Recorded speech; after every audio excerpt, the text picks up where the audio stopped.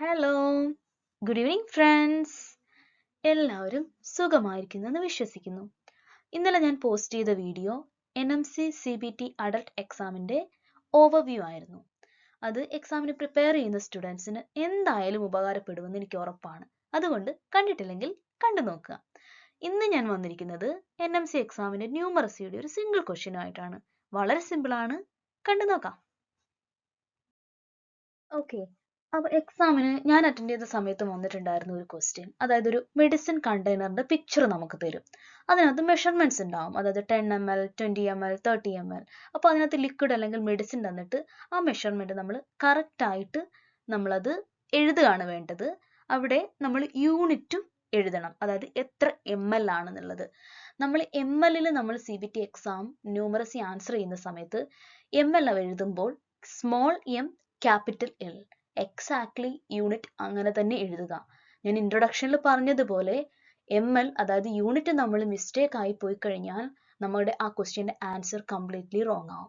So make sure ചെയ്യുക value correct ആവണം, അതോടുകൂടി നമ്മൾ എഴുതുന്ന യൂണിറ്റും കറക്റ്റ് ആവണം. അപ്പൊ നമുക്ക് ക്വസ്റ്റ്യൻ നോക്കാം.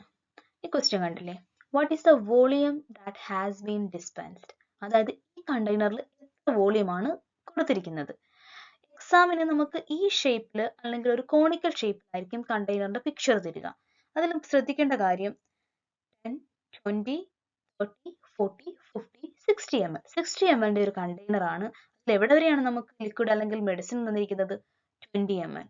ഇവിടെ നമുക്ക് മിസ്റ്റേക്ക് പറ്റുന്ന ഒരു കാര്യം ഞാൻ കാണിച്ചു തരാം. താഴെ കണ്ടെയ്നറിന്റെ താഴെ ML, എമ്മും എല്ലും ക്യാപിറ്റൽ ആണ്. പക്ഷേ ഞാൻ മുമ്പ് പറഞ്ഞതുപോലെ നമ്മൾ CBT ന്യൂമറസി എക്സാമിൽ വരുമ്പോഴത്തേക്കും ഇവിടുത്തെ കറക്റ്റ് ആയിട്ടുള്ള ML യൂണിറ്റ് എങ്ങനെ എഴുതുന്നത്? ML small m capital L. So ഇവിടെ 20 ml is the answer. Simple ആയിട്ടുള്ള ക്വസ്റ്റ്യൻ ആണ്. പക്ഷെ നമ്മൾ ഒരു എക്സാമിന്റെ ടെൻഷൻ നമ്മൾ ആ എഴുതുന്ന സമയത്ത് ചിലപ്പോൾ നമുക്ക് മിസ്റ്റേക്ക് വരാം. നമ്മൾ ചിലപ്പം എക്സാക്ട്ലി എന്താണ് ഈ പിക്ചറിൽ കൊടുത്തിരിക്കുന്നത് അതങ്ങോട്ട് കോപ്പി ചെയ്യാനുള്ളൊരു സാധ്യത കൂടുതലാണ്. എപ്പോഴും ശ്രദ്ധിക്കുക, ML വരുമ്പോൾ small m capital L. Simple ആയിട്ടുള്ള ക്വസ്റ്റ്യൻ ആണ്.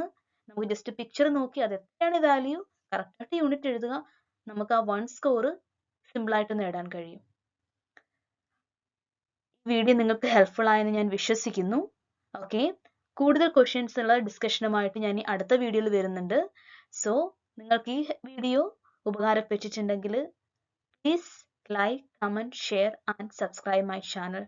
Thank you so much. Thank you for watching. Bye bye.